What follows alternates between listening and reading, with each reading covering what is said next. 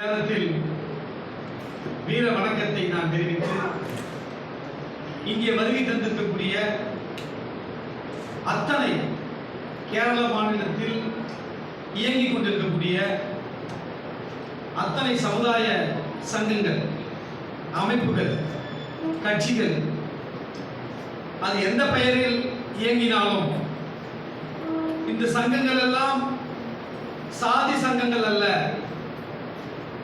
இந்த சாதியின் பெயரால் நம்மை ஒடுக்கி அடக்கி கொண்டிருக்கும் போது அதே சாதியின் பெயரால் நாம் இந்த சங்கங்களை நடத்தி கொண்டிருக்கிறோம் என்ற வகையில் தமிழ்நாட்டில் தொடங்கப்பட்ட விடுதலை சிறுத்தைகள் கட்சி சாதி ஒழிப்பே மக்கள் விடுதலை, ஜாதி நிர்மூலமே மக்கள் விமோசனம், ஜனங்க விமோசனம் என்கிற அடிப்படையில் உருவாக்கப்பட்ட விடுதலை சிறுத்தைகள் கட்சி இன்றைய தினம் தேசிய அளவில் ஒரு நேஷனல் பார்ட்டியாக உருவெடுத்து அந்த வகையில் இங்கே அமர்ந்திருக்கக்கூடிய அத்தனை என்னுடைய சகோதரர்களை, சகோதர சங்கங்களை உங்களோடு நான் இந்த பணியில் என்னை நான் இணைத்துக் கொண்டதில் எனக்கு வாய்ப்பளித்த தலைவர் பெருமக்களுக்கும் எதிரே உள்ள தலைவர் பெருமக்கள் அனைவருக்கும் என்னுடைய வணக்கத்தை தெரிவித்து என்னுடைய உரையை நான் தொடங்குகிறேன். நான் இங்கே பேசுகிறேன் என்று சொன்னால் புரட்சியாளர் அம்பேத்கர் தான் அதற்கு காரணம் என்பதை நான் நன்றியோடு நான் சொல்ல கடமைப்பட்டிருக்கிறேன்.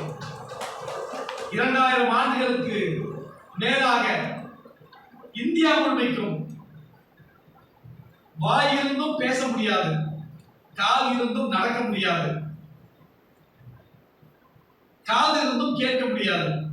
ஏன் என்று கேட்க முடியாது, தெருவில் நடக்க முடியாது, குளத்தில் இறங்க முடியாது, கோயிலுக்குள் நுழைந்து நான் விரும்பக்கூடிய கடவுளை நான் வணங்க முடியாது. எனவே நான் 2000 வருஷமாக பேசாத சமூகத்தில் இருந்து எனக்கும் பேசக்கூடிய உரிமை இருக்கு, என்னாலும் பேச முடியும், நான் என் சமூகத்தை பேச வைப்பேன், பேசுவதற்காக நான் மட்டும் பிறக்கவில்லை, என் ஒட்டுமொத்த சமூகமும் பேசும் என்கிற அடிப்படையில் புரட்சியாளர் அம்பேத்கர் அவர்கள் தன்னுடைய வாழ்வை, தன்னுடைய அறிவை, தன்னுடைய ஆற்றலை இந்த மக்களுக்காக, இந்தியாவில் உள்ள கோடிக்கணக்கான மக்கள் பேசுவதற்காக, உரிமை பெறுவதற்காக அவர் தன்னுடைய அறிவை, ஆற்றலை பயன்படுத்தி அந்த அறிவால், ஆற்றலால் இப்பொழுது நாம் எல்லாம் படித்து பட்டம் பெற்று இப்பொழுது பேசுகிற வாய்ப்பை, என்னுடைய பாட்டன் முப்பாட்டன் அவனுக்கு பேச தெரியும், ஆனால் தெருவில் பேச முடியாது, பொதுமக்கள் மத்தியில் பேச முடியாது. ஆனால் இன்று நான் துணிந்து நிமிர்ந்து பேசுகிறேன் என்று சொன்னால் அதற்கு காரணம் புரட்சியாளர் அம்பேத்கர் என்ற நன்றி உணர்வோடு தான் இந்த மேடையில் நான் நின்று கொண்டிருக்கிறேன்.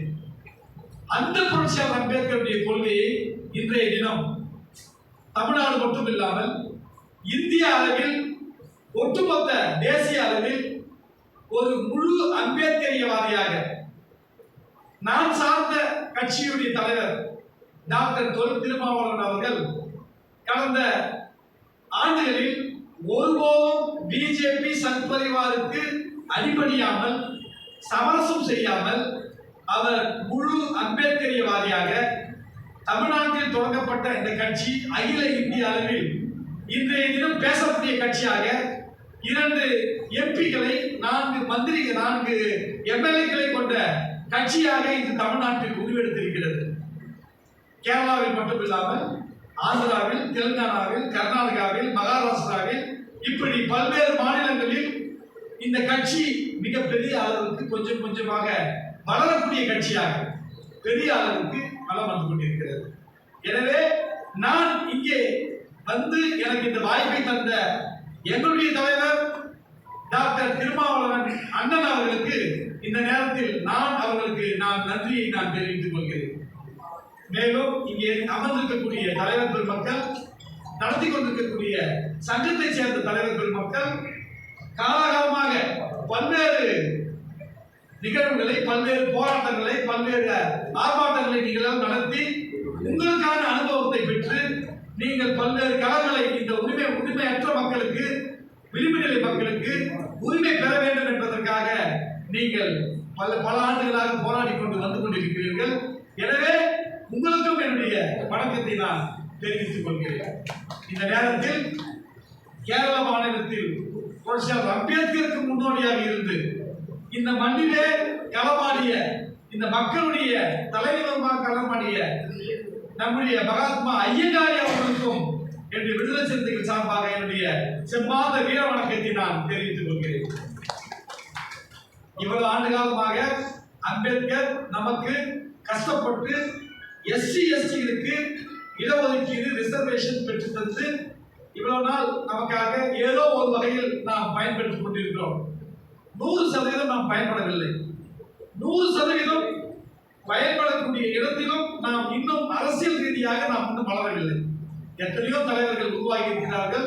ஆனாலும் அம்பேத்கர் கண்ட கனவு, அம்பேத்கர் இந்த மக்களுக்கு நான் என்ன செய்ய வேண்டும் என்று நினைத்தாரோ அந்த கனவை இன்னும் முழுமையாக நாம் நிறைவேறவில்லை என்பதை நாம் புரிந்து கொள்ள வேண்டும். அரசியல் ரீதியாகவோ பொருளாதார ரீதியாகவோ சமூக ரீதியாகவோ இன்னும் நாம் முழுமை அடையவில்லை என்பதை நாம் புரிந்து கொள்ள வேண்டும்.